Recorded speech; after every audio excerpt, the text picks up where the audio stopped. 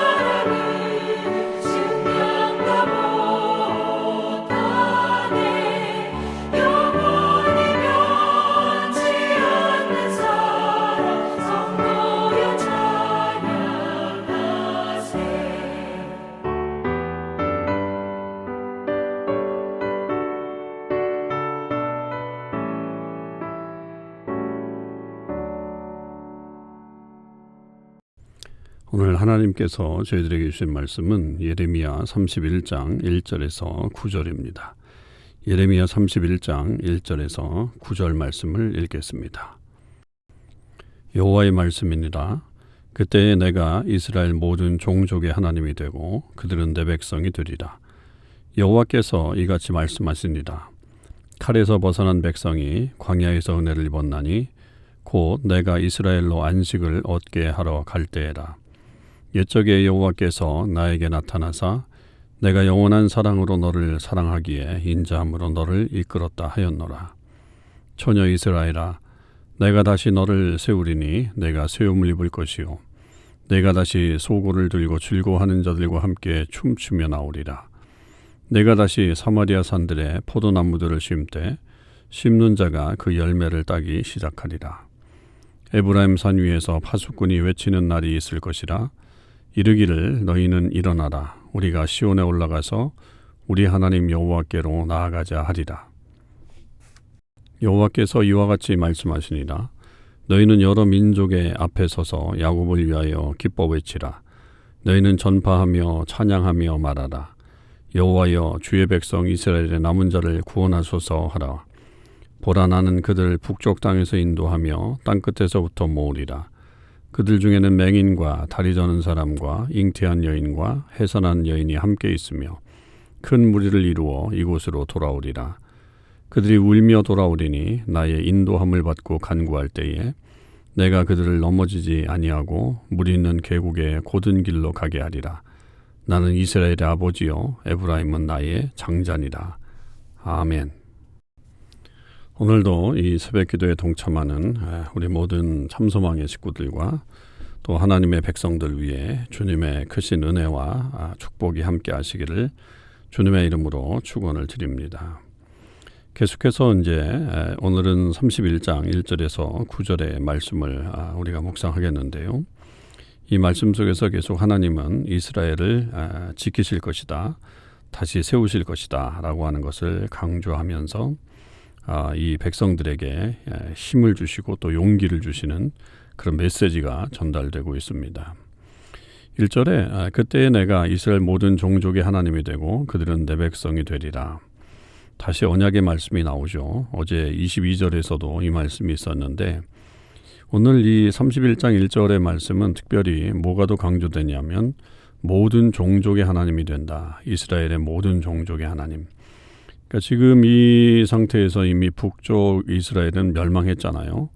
이미 그 멸망한 지도 한 100년이 흘러가는 어떤 그런 시간이었는데 그러나 하나님이 다시 그 모든 민족을 회복시키실 것이다 라고 하는 것이고, 그래서 그 민족들에게 언약을 하심으로 그들의 하나님이 되실 것이다 라고 하는 사실을 말씀하고 있습니다.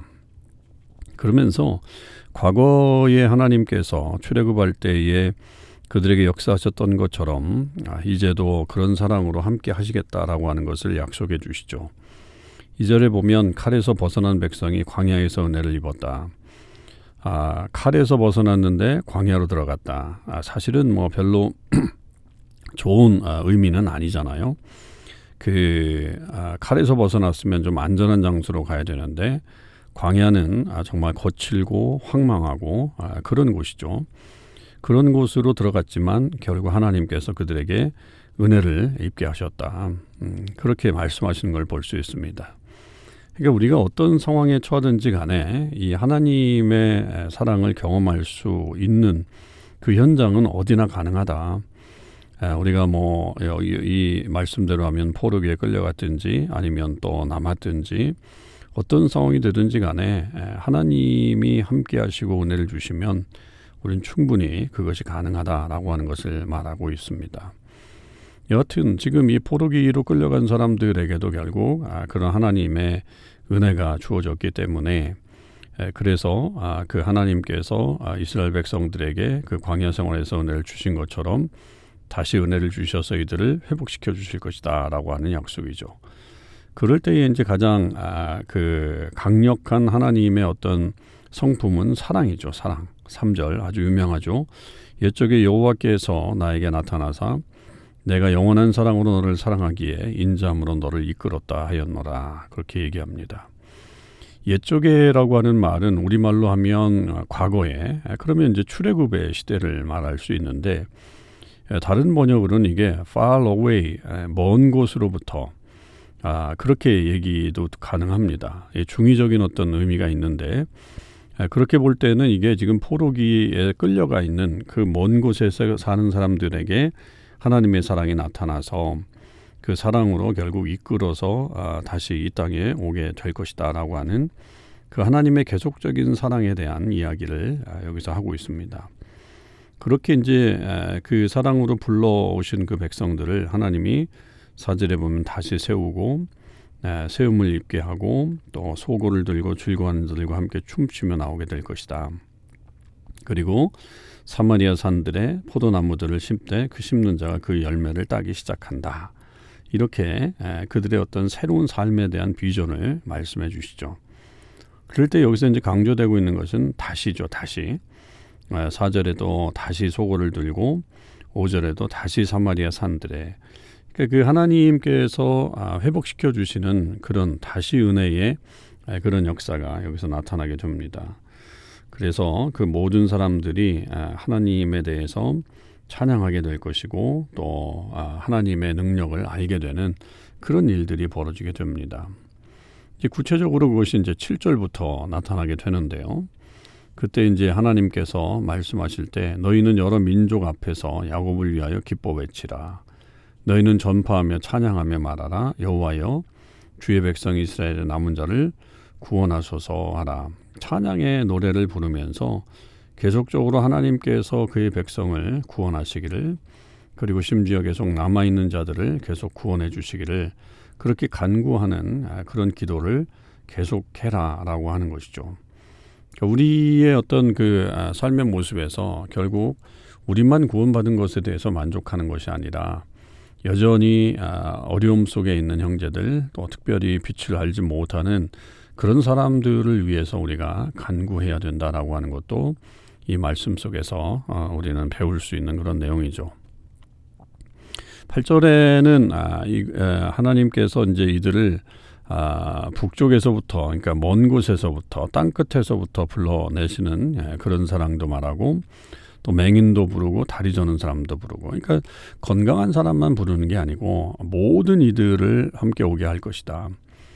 그리고 잉태한 여인 또 해산한 여인이 함께 있어서 큰 무리를 이루어서 그렇게 오게 될 것이다 라고 하는 것이죠. 예레미야 29장에서 너희는 거기서 그 땅에서 결혼해서 아이들을 낳고 살아라, 그렇게 말했던 것은 결국 그 땅에서 살면서 많은 그 무리를 만들어서 그 무리가 다시 돌아올 수 있도록 해라 라고 하는 그런 의미가 있는데, 이 하나님께서 결국 이 모든 무리들을 이렇게 돌아오게 하실 것이다 라고 하는 것을 말하고, 그들이 돌아오면서 결국 하나님 앞에 기도하면서 오는데 그들을 하나님이 넘어지지 않게 할 것이다. 거기에 보면 사실 되게 중요한 게 나는 이라고 하는 그런 어떤 강조점이죠. 내가 그들을 넘어지지 아니하고 물 있는 계곡의 고든 길로 가게 하리라. 나는 이스라엘의 아버지요 에브라임은 나의 장자니다. 그렇게 말씀하시는 것을 볼 수 있습니다. 그러니까 아주 주체적으로 하나님이 아주 액티브하게 행동하고 있는 그런 모습을 여기서 볼 수가 있습니다. 그러니까 하나님이 행동하실 때는 어느 누구도 그것을 막아설 수가 없는 거죠. 그리고 하나님은 무엇보다도 여기에 보면 물 있는 계곡으로, 이건 뭐냐면 물이 흐르는 그런 계곡으로 인도하시고, 또 그들이 오는 길이 고든 길로 가게 할 것이다. 이거는 아주 그 길이 뭔가 이렇게 걸려 넘어지지 않게 아주 스무스하게 그렇게 갈 수 있는 그런 길을 통해서 그들을 인도해 가실 것이다 라고 하는 사실을 말해주고 있습니다.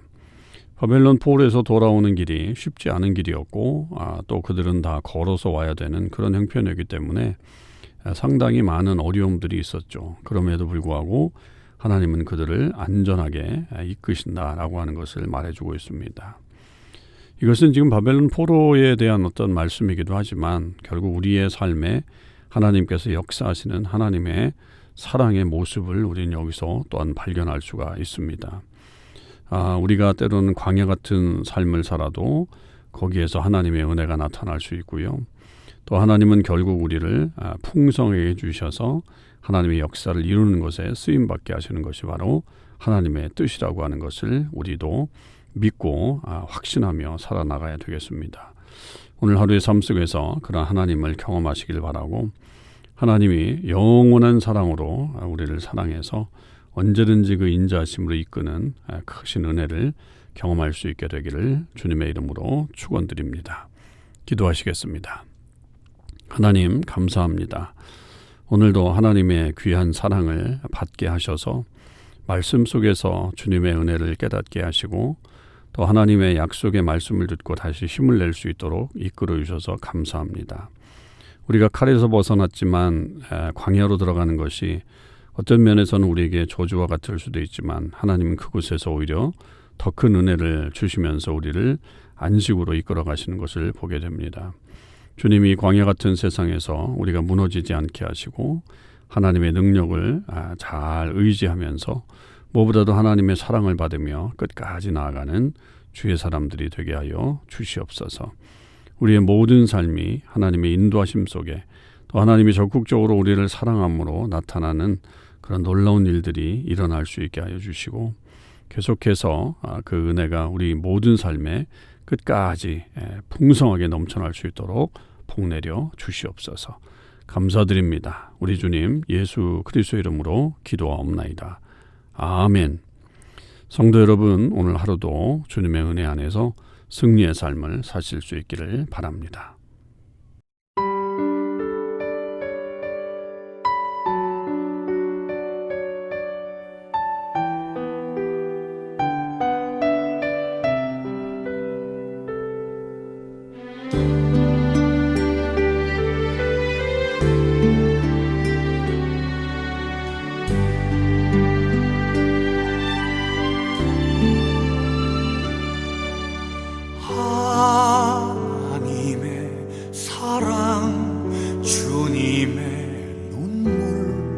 온 세상 임하여 잃어버린 영혼 찾아 오신 주님, 지금도 우리를 사랑해. 2000년 전 하늘 보좌 버리고 이 땅에 오신 주, 하나님 어린 양 되사 생명 주며 이를 증거하라 하시네. 나는 믿네 거저 받은 귀한 사랑, 그노가 대신하리요 나의 생명 다할 때까지 그 사랑을 전하리라.